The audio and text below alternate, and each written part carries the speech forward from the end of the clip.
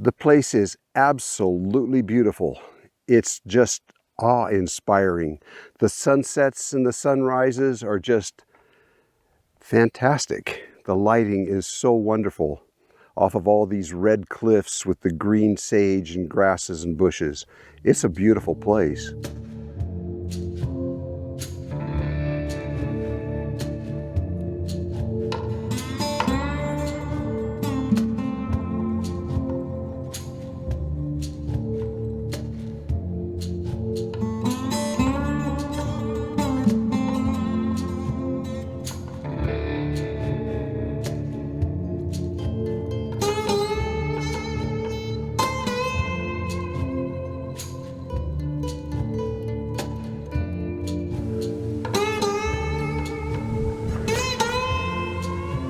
We made it to Valley of the Gods, just north of Mexican Hat, Utah. Mexican Hat is just north of the south central Utah border. Right across the border from Mexican Hat is Monument Valley. Way off in the distance there on the horizon, you can see Monument Valley. We used to come here when very few people did. Now it's gotten to be very popular. It's all free, dispersed camping. So what's the problem? Well, the number one problem is if you come here, you better have a backup plan for a place to camp. Well, first of all, you better get here early because your chances of finding a campsite in here are really marginal. And if it's after 3 o'clock in the afternoon, it's probably not going to happen. Well, I'm going to say this is a beautiful place, and it really speaks to your inner self. But it used to be a place where you'd come and you'd sit and you'd let it all soak in, and you'd appreciate the beauty and God's handiwork and how it's just awe-inspiring here. But the thing is, people used to come and sit and let it all soak in. And then they'd camp here and enjoy the stars and the monuments. Now people come here and they just race through to get to the next campsite, or race through in their cars and motorcycles to do this road.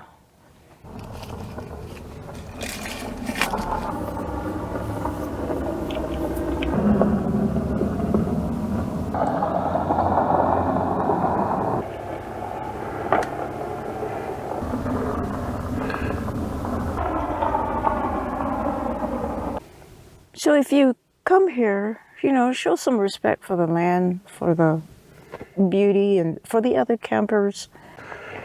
We tried camping on the upwind side of the road because the winds usually come out of the south or southwest here, but the wind was going back and forth these 2 days, and everything in the camper is all just covered in dust, and it's people that are just speeding by. Mainly the people that show up too late and they're panicked trying to find a campsite, and that's why I wanted to tell you, have a backup plan. If you come here, you better be prepared to go somewhere else.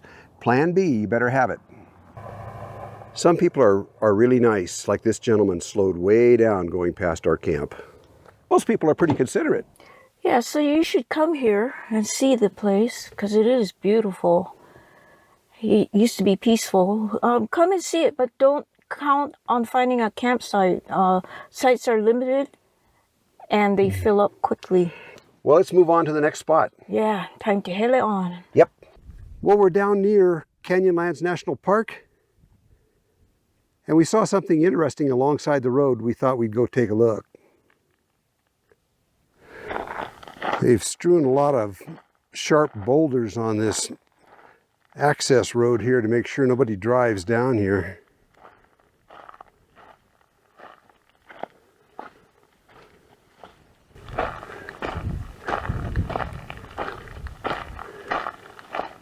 Oh, yeah, that.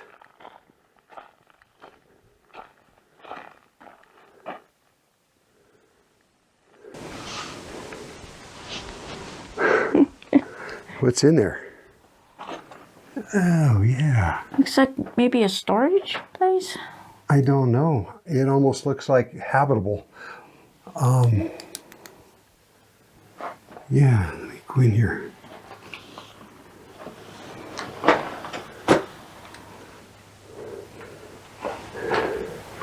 But there's no opening for a stove pipe. No. It's not a mine. It's either storage, like dynamite storage. There is some stovepipe laying down here. And a tin can. A couple of tin cans. And there's got all these places that are kind of chipped out. I don't know. But Linda's right. There is no place for a stovepipe flue, so we don't think it was living quarters.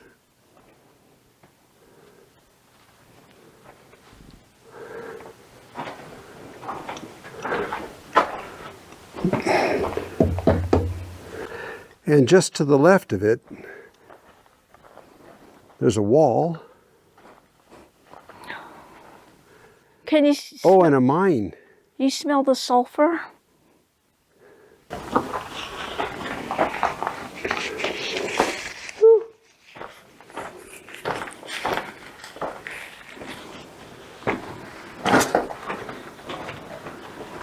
Oh, yeah.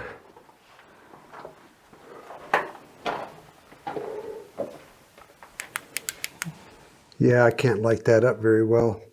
I can see the back wall. No, that's not a back wall, that's a floor. So it goes down there and then it goes back. But no way of getting in. Yeah, and from the entrance to the mine, they built a heavy rock retaining wall here. Well, we still need to find a place to camp.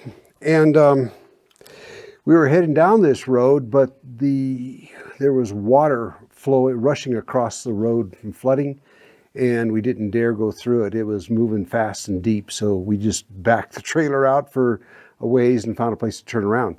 And then we saw this place. But we need to find a place to camp. Now, if we go down into Canyonlands National Park, we're going to go down there, and we may spend the night in the campground. We're not allowed to film in there, because they've got that stupid rule in place that if you're making money off your video, and this video might make all of $25, that you're not allowed to film in there without a $350 permit.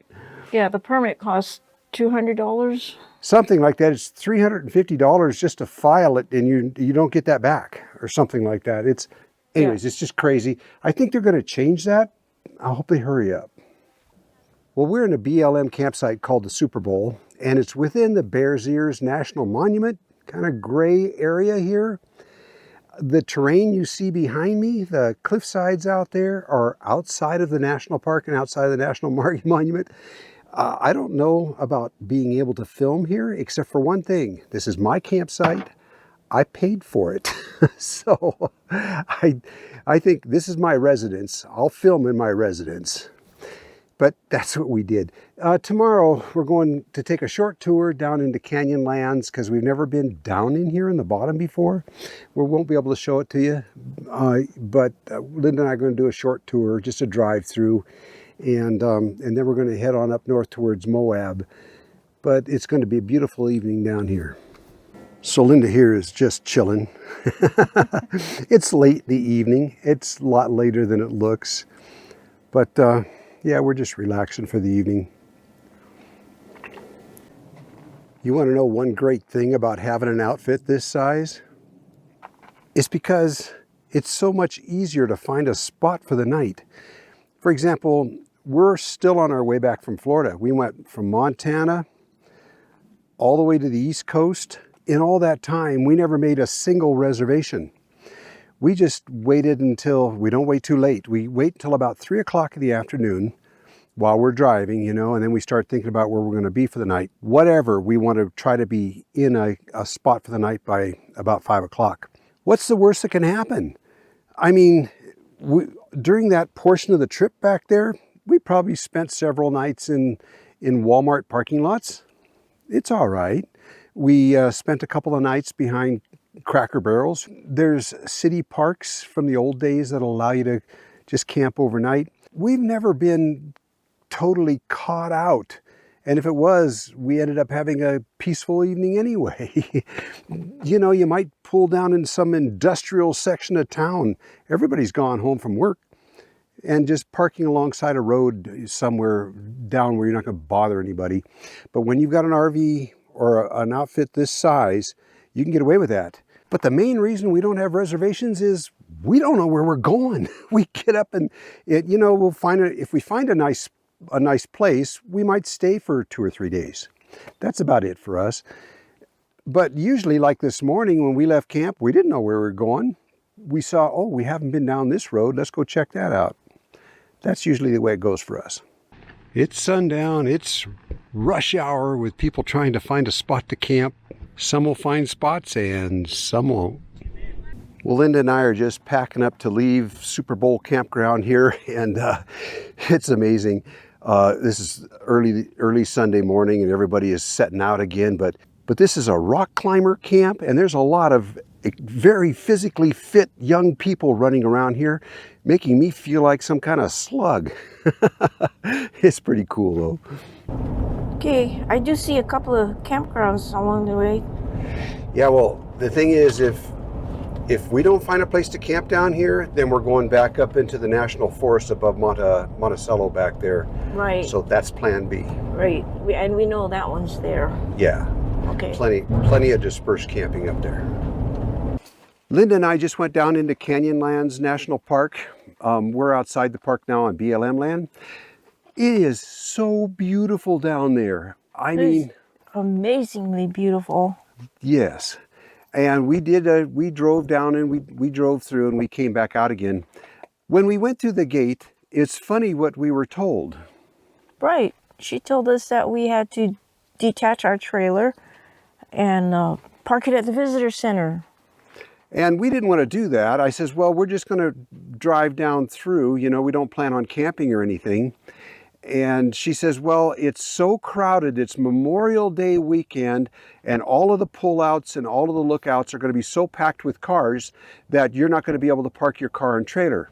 I says, well, we won't stop then. We'll just cruise through. So we were expecting it to be like driving through Bryce Canyon or Zion or Yellowstone, crowded and packed.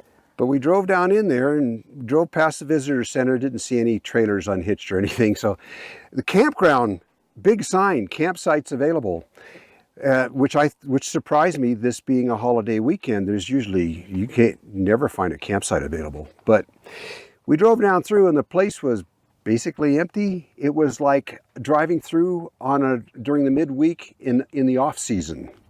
There was only a car here or a couple cars at a turnout, and that was at each turnout, and that was it. Yeah, so I guess looking at from our point of view, we lucked out. It wasn't busy. We could drive. We didn't have to unhitch, and we drove right through. But the funny thing is that the campgrounds out here outside the park are packed, and people are doing things and driving, doing their off-road driving and doing their hiking and everything. But inside the park was empty, and I have a theory about that. This isn't my own theory. I've already read about this, and it has to do with their anti-filming law. Now, it's supposed to be aimed at Hollywood film crews and YouTubers like myself that might be filming on a phone or something, and they want to make money off of us. But the thing is, it affects you too. Like if you go on vacation to one of the national parks or national monuments and you want to film it on your phone and then put it on your Facebook or on your personal YouTube channel, even though you're not monetized, you can't do it. Because Facebook or YouTube will stick an ad on it and you're the one that's going to get the thousands of dollars in fine. People know that. So the general consensus is people don't want to go to the national parks anymore, national monuments, because they can't share the videos with their families. And people mention that it violates our freedom of speech, our First Amendment rights. But one thing that I never see mentioned is it also violates our freedom to pursue happiness. Freedom of the pursuit of happiness. In other words, the freedom to make a living. I've never seen anyone else mention that. I don't know why not. That's a big one. Well, it's a long, hard climb up out of here, back up to the highway. And there's plenty of places to pull out, and there is one interesting place up here called Newspaper Rock. We'll show you that.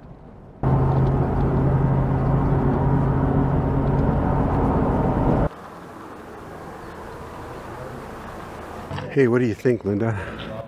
Well, I just learned the Sumerians hieroglyphics. If there's a circle with a cross in it, it represents cattle. There's a circle with a cross in it up there, the very upper left. And that's from ancient times. And also there's hieroglyphic for house, and I agree with that, is a square. Remember when I said that the series of squares, or like that one, represents a home? That one right there, yeah. Yeah. Everybody loves this stop, and these petroglyphs are so beautifully preserved, and they're quite old, 1,000, 1,500 years. And we don't know what they're trying to tell us. Some of them are obvious. Hey, I'm having fun riding a horse or something, but all the rest of the symbols we don't know. They each have a message. I appreciate them just for the beautiful art. Of course, the oldest ones are the darkest ones, and one of the darkest ones is up there at the top, and he's beautifully done. Don't know what's in his hand or what's next to him. Almost looks like he's otherworldly, though. Notice the ones up here with 6 toes. And of course, we have the ever-present aliens. Yeah. So that's Snow-Capped Mountain over on the right side. Linda and I were here just a couple of years ago, and we were looking for a place to camp near Moab, which is always crazy. And we saw that there was a campground up that mountain, so we started heading up there. And it was so steep, the road. And we kept going up and up and up and up, and no place to turn around. And we got up there well over 9,000 feet, I think. And just before we got to the campground, we ran into a park ranger, and he told us there was no campsites available. And we says, well, is there any place we can disperse camp? He says, well, there is one area, and it was just another half mile up the road, and you turned off, went down this dirt road, and there was a single campsite up on top this promontory looking over the whole valley below. It was the perfect place, but I'll never go up there again. Well, we're outside of Moab, and traffic is already backed up just trying to get into town. It's not our favorite place, but there are some good restaurants there. We did stay in an RV park one time many years ago in Moab. It was our little trailer and about 70 or 80 beautiful Class A motorhomes and fifth wheelers. They debated letting us in, I think, didn't they? Yeah, they did. They did, yeah. They put us way over in the corner where we weren't real noticeable. Yeah. But they did take us, so. Yeah, we had a pleasant evening. Yeah. Well, this is the entrance to Moab, located right next to Arches National Park, which is one of the reasons it's so busy here, but all the other recreational areas around here, especially for the off-roading. A tremendous amount of trails and places you can go with your ATV or UTV. Or Jeeps. Jeeps and motorcycles and you name it. But traffic's been backed up for miles just to get into town. Town was really crowded and crazy, but you know what?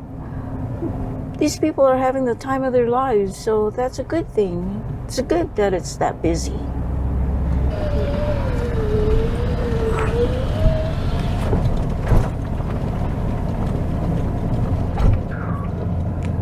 Have we been up here? I don't recognize any of it. Because this road is so dusty that if it rains, we're going to be stuck here, yeah. And it's looking pretty bad right now. Yeah, I don't want to be stuck back here. And also, it means, Oh, whoa. oh boy, that's rough.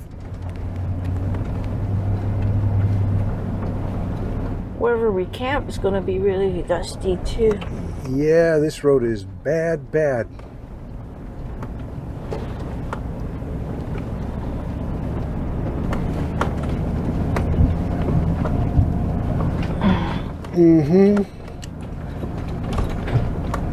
I think we better turn around. Yeah. Yep, this is bad. Well, now the trick is to find a place to turn around. Yeah, well, you guys, we do this all the time. This is nothing new. Whoa. We go back into the trailer and things are tossed all over. But what a beautiful area. If only there was a decent place to camp. I don't think there's any. Oh, here's a place where we can either turn around or camp. What is this? What does that sign say? It says Dead End Road. So I think we're gonna turn around here and head back out. Just a little side adventure looking for a place to camp. This ain't gonna cut it.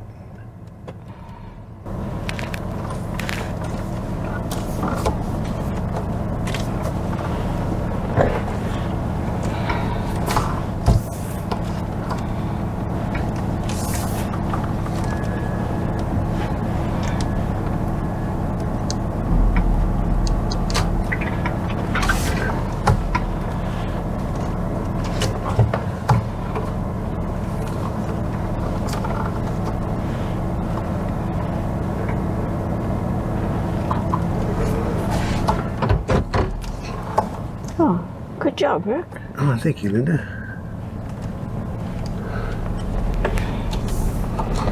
Yeah, look how bad this road is washed out right here.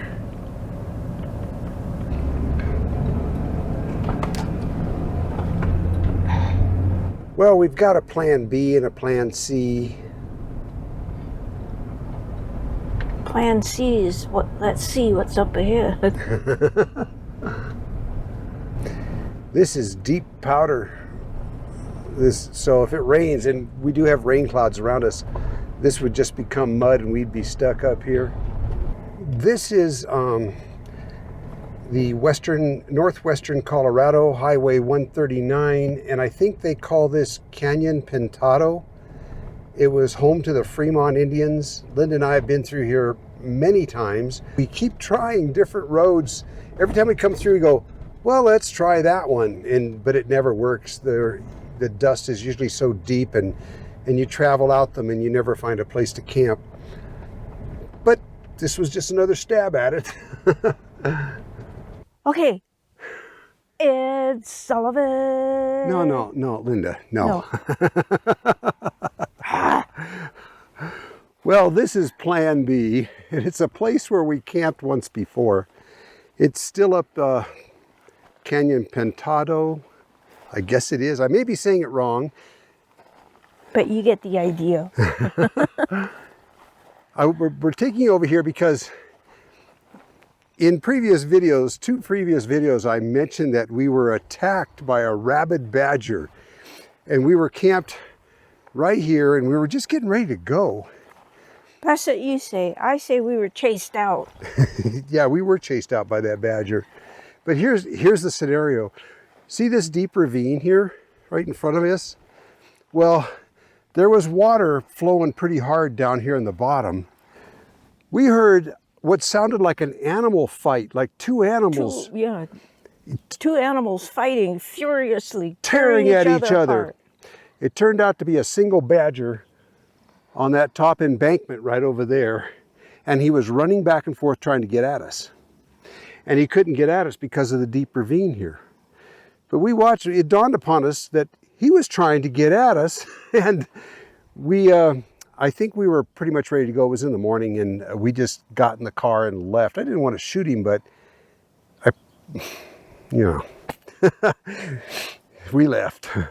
Well, this video doesn't have any pie in it yet, so I figure I better get busy and do something about that. Just a simple camp pie.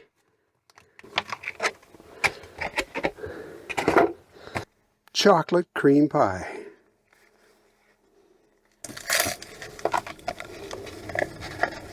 Just some instant Jell-O pudding mix. 2 cups of cold milk. And we're halfway there. Now if I can do this without spilling it. I can be such a klutz sometimes. Last night, we did laundry yesterday. So I was wearing clean pants. So I spilled on the pants last night. So today I put on my second pair of clean pants. I only have 2. And I spilled coffee on those today. I don't have an egg beater or a whisk. But it's going to be all right. You know, when I was a kid, starting from when I was about 6 years old, it was my job to make the pudding, which was a big thing back in the 1950s. There was the instant pudding and the cooked pudding, and I remember my favorite was always the cooked one. But this'll do. Okay.